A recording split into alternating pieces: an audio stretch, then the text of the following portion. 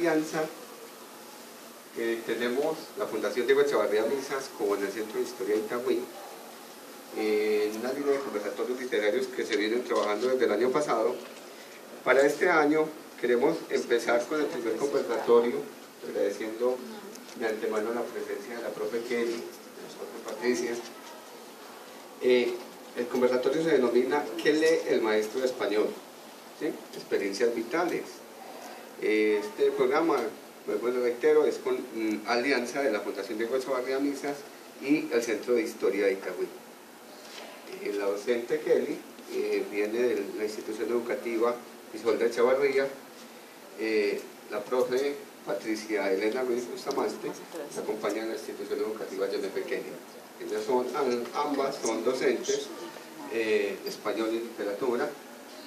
También coordinan, si me equivoco me corrigen, el PILEO, Plan Institucional de Lectura, Escritura y Oralidad de ambas instituciones.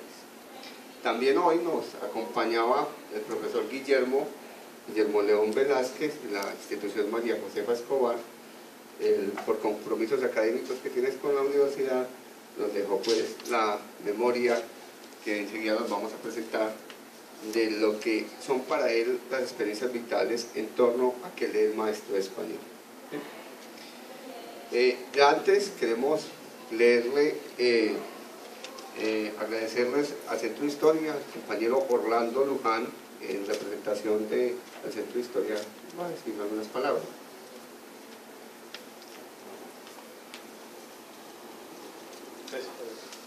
Buenas noches para todos. Buenas noches. Este proceso que iniciamos el año 2015 tiene como antecedente el año anterior. El año anterior fue el ciclo de conferencias sobre literatura marginal, donde hicimos 8 conferencias, ¿cierto?, relacionadas con los escritores y las escritoras que en el ámbito nacional no están en lo que podríamos denominar el boom literario nacional, sino que están al margen, que de alguna manera hacen resistencia a ese tipo de representaciones pues públicas, porque están convencidos como de otras cosas en términos de su hacer creador desde la literatura. Para este año hemos propuesto, como Fabián acaba de presentarlo, un conversatorio, es decir, el formato sobre literatura va a ser a través de conversatorio, y para ello pues invitamos a un grupo de docentes en esta oportunidad. En la próxima vamos a desarrollar temas relacionados con género, el otro tiene relación con la época de la violencia en Colombia y cómo a través de la literatura los diferentes escritores lo han realizado. Entonces igualmente traemos 3, 4 personas conocedoras del tema y tenemos ahí pues como una práctica durante estas horas que nos proponemos, que son más o menos hora y media.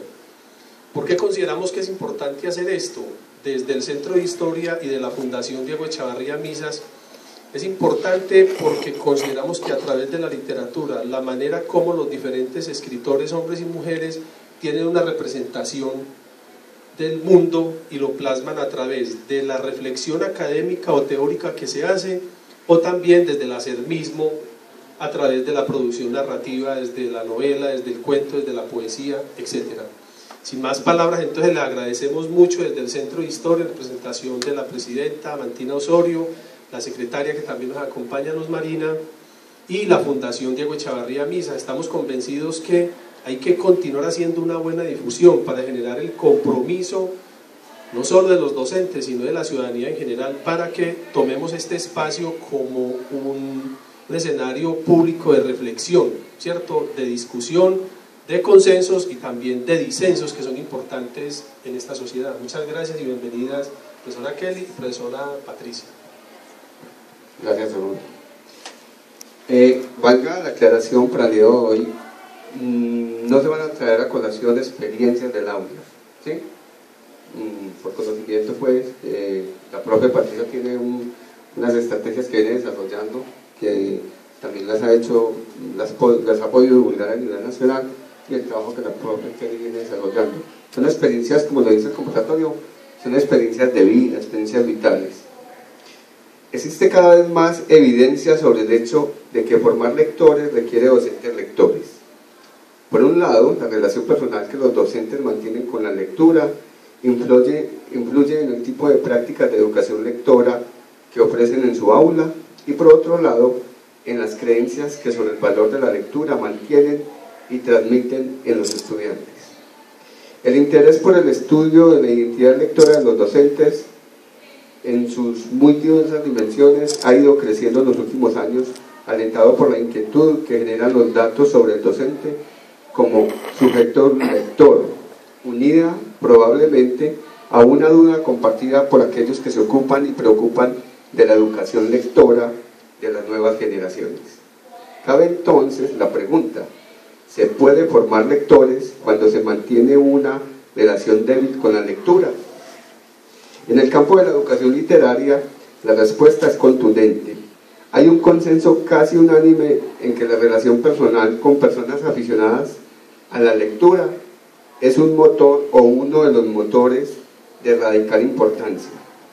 La afición a leer se contagia por emulación. Eso es tomado de un texto de José María Argüelles y de Michel Petit. Es primordial dar a los alumnos razones y ejemplos que avalen su deseo de leer, para lo cual es ineludible que los propios profesores los tengan y sean un modelo, un referente de lector. ¿Por qué no pensar, así como se realizan estudios de comportamiento lector para diferentes comunidades, sería interesante, de pronto, realizar estudios sobre hábitos lectores de los maestros?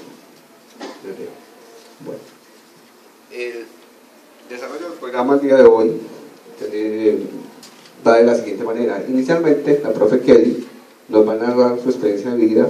Después, en una segunda parte, tenemos el escrito, la experiencia del profesor Guillermo León Velázquez, y por último, la profe Patricia Elena nos va a contar su experiencia lectora, su experiencia vital.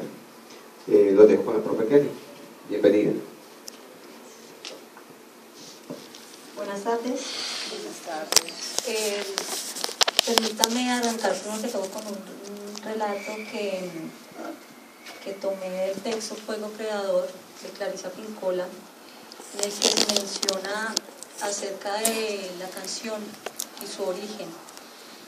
Resulta que Clarisa salió con su tía por los bosques y escuchó el trinar de los pájaros y creía que eran muy bellos. Entonces su tía le dijo: bellos son, pero lo que realmente es bello no se está viendo en este momento. En una segunda oportunidad volvieron a salir por los bosques y llegaron de una manera casi que heroica al lugar de procedencia, el lugar donde estaban esos cantos. Resulta que el origen de esos cantos tenía que ver con toda una atmósfera, tenía que ver con un roble que estaba cargado de trigos de distintos colores y que parecían que estuviesen envueltos en bolsitas, como si alguien se hubiese subido al árbol y los hubiera puesto allí. Entonces allí Clarisa se dio cuenta que la belleza estaba en la experiencia directa que había tenido con ese origen de donde venía el canto, de ver a esos pájaros en bandadas, ¿cierto?, cantar alrededor de lo que hacían.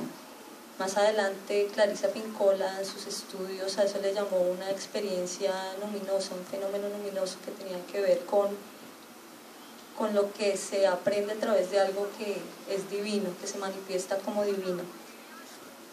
De esa manera yo pensé, cuando a mí me dijeron qué es lo que leen los maestros, yo dije, bueno, voy a hablar de una experiencia reciente, pero ¿cuál es el origen? Porque yo estoy leyendo a estos autores en estos últimos tiempos. Entonces quise ir al origen de eso, y eso no es hace mucho. Entonces arranco con mi texto para explicarles por qué encontré la belleza en estos textos que les voy a comentar. El 11 de mayo del 2010 Por ocasión de mi cumpleaños recibí un regalo revelador.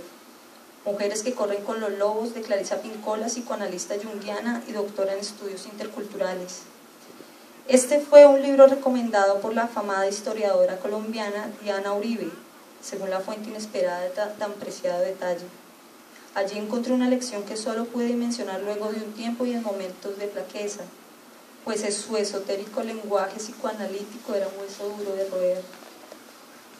Este libro me mostró la existencia de distintas puertas en las literaturas que posteriormente conocí y cuyos elementos comunes me hicieron pensar en la belleza del origen.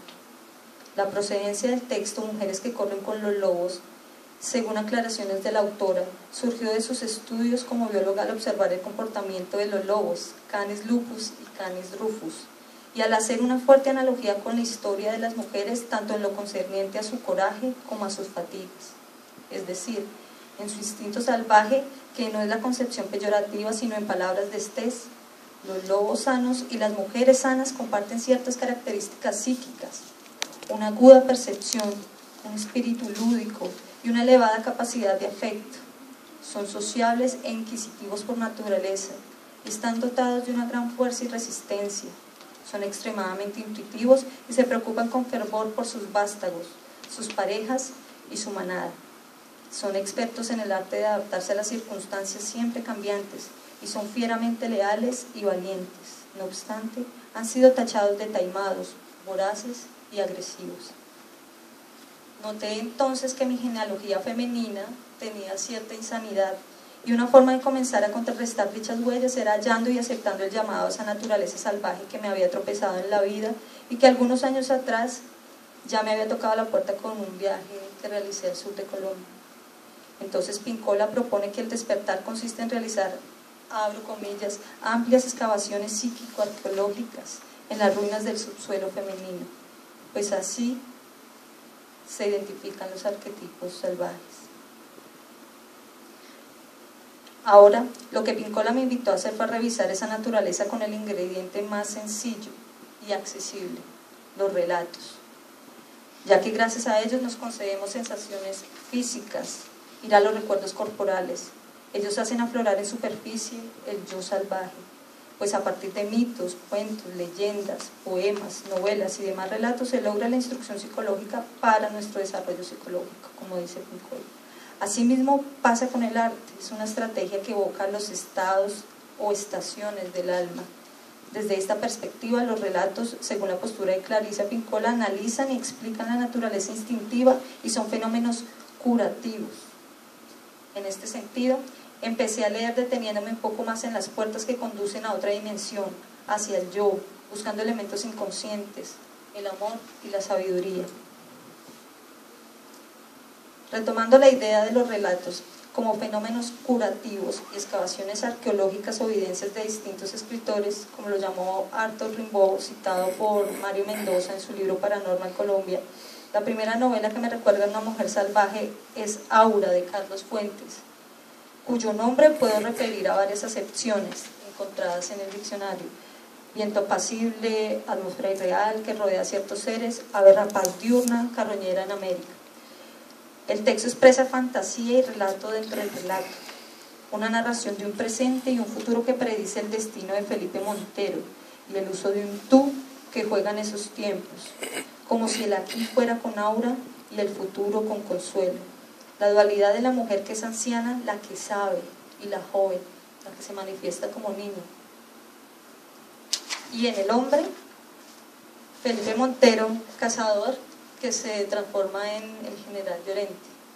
El color verde de la obra es la fuente misma del conocimiento y misterio. La joven se convierte en anciana, una transformación física y espiritual semejante a la de la mujer esqueleto del análisis de Pinkola, quien recupera su carne una vez se ha enamorado, así como el hombre se mira al espejo y sospecha de otra existencia en su ser.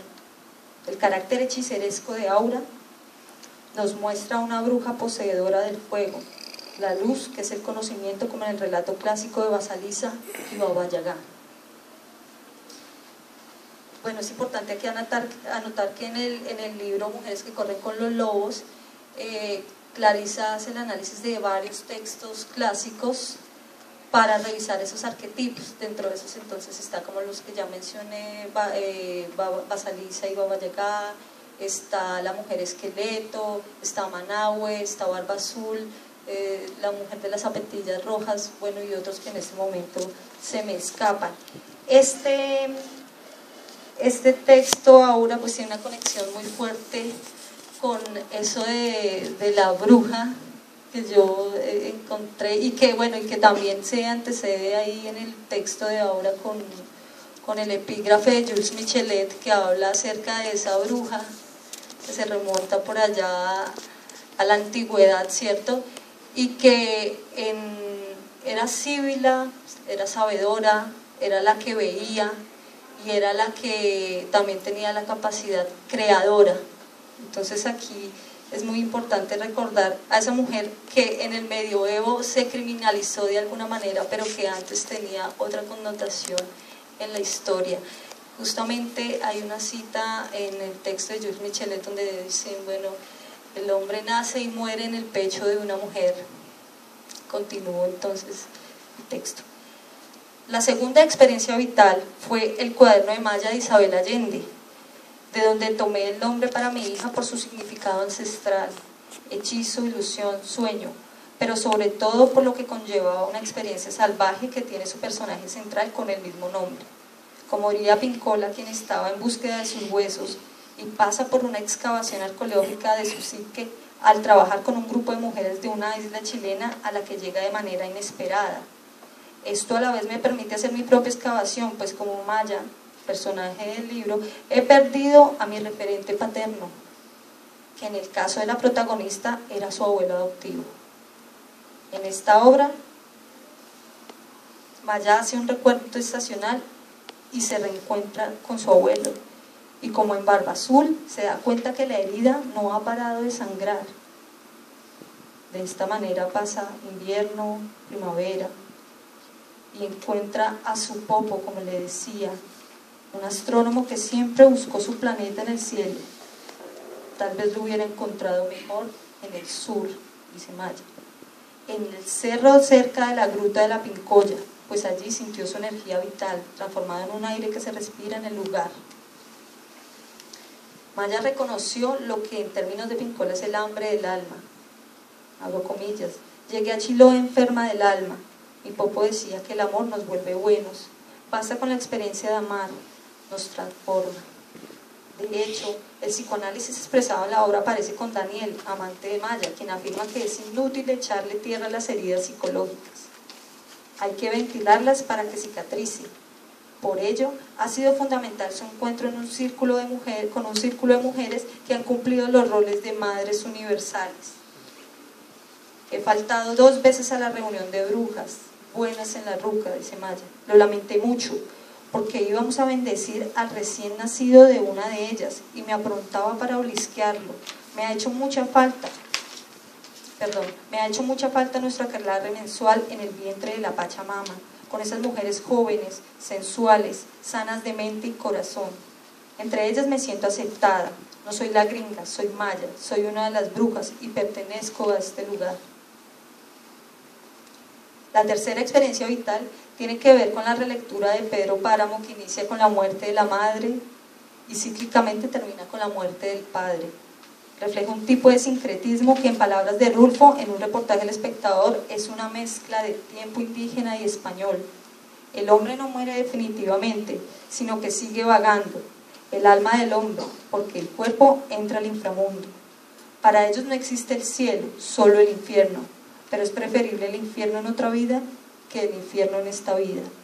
Nos encontramos entonces ante un espacio que desde la llegada de Juan Preciado, personaje central de la obra, a Comala, pueblo misterioso donde ocurren los hechos, se convirtió en un eterno sepulcro en el que se habla desde algunos lugares subterráneos, de donde se derivan confesiones que solo en un estado de muerte pudieron librar los miedos y confirmar los pecados mundanos que les mortificaron la vida.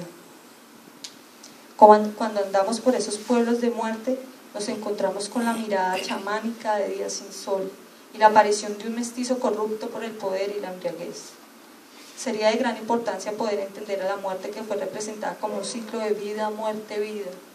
y que siempre ha permitido el balance, citando nuevamente al Barba Azul, a quien hubo que confrontar con decisión para ir tras el conocimiento que permanecía oculto tras una puerta.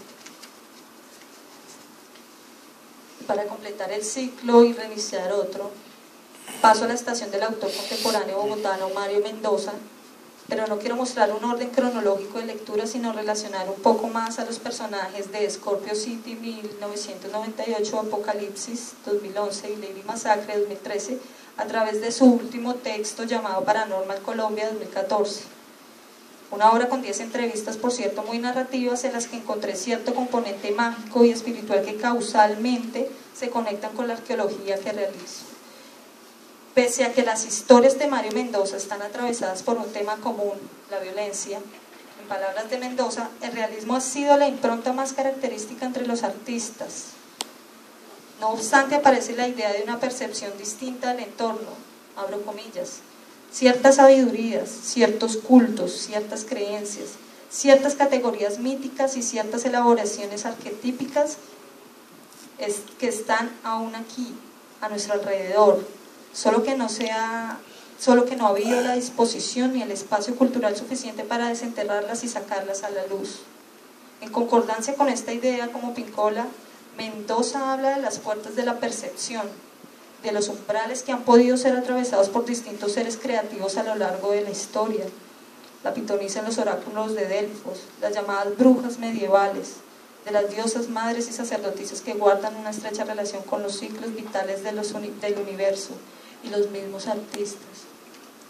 Mario Mendoza concentró su labor creativa en desarrollar personajes que poseen dones sobrenaturales, videntes, tal es el caso de personajes como Calimán en Lady Masacre, el apóstol de Scorpio City y Mr. Nadie de Apocalipsis, todos retratados de alguna manera, no sé si de forma consciente o inconsciente. En Paranormal Colombia, con Armando Martí, Klaus, Patricia Tavera, entre otros, cuya capacidad de visión ha permitido evocar estados del alma, anunciar tragedias, ver a los reptilianos, esos seres de ficción que se muestran como razas conspiratorias, acercarse al horror que en muchas ocasiones reside en nosotros mismos.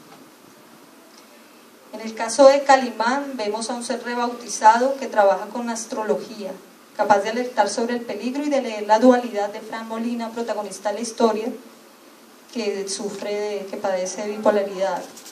Calimán es un excavador momentáneo del yo, del detective, que es Fran Molina, quien desenmaraña un crimen usando toda su intuición y dualidad. Es un ciudadano que vive de su oficio, porque allí se encontró y porque no quiere recordar quién había antes de él. Este vidente es un personaje definitivo, es el Armando Martí de Paranormal Colombia, que logra conexiones con el más allá para ver las movidas políticas y hechos conspiratorios. Los dos parecen de ficción, pero uno es real. Calimán es definitivo en la conformación de la trama por su componente místico y revelador. Por otro lado, el apóstol en Scorpio City se muestra más meditativo y en apariencia descuidada. Es quien profetiza los homicidios en serie que se presentan en una zona de prostíbulos de Bogotá. Hace lectura de símbolos ubicando con ello los sujetos del sacrificio. Es quien guía al inspector Sinisterra en la causa de desenmascarar una secta para asesinar mujeres en condición de prostitución. Este vidente tenía el signo de los elegidos, que era Escorpión. Y como se menciona, es un signo de descenso, de mundos subterráneos, de los viajeros que atraviesan caminos prohibidos, por ello sucumben. Mr. Nadie, vidente en Apocalipsis, era como los dos personajes anteriores, seres sensibles y como Calimán, no sabía quién era. Ante el mundo era una pérdida de memoria a causa de un accidente automovilístico, sin embargo su extraña capacidad para ver generaba un gran misterio. Citando un fragmento del texto, ¿acaso no fue el poeta desde siempre un ser visitado por el misterio, un medio, un vidente, un hombre conectado con realidades que eran incomprensibles para los demás?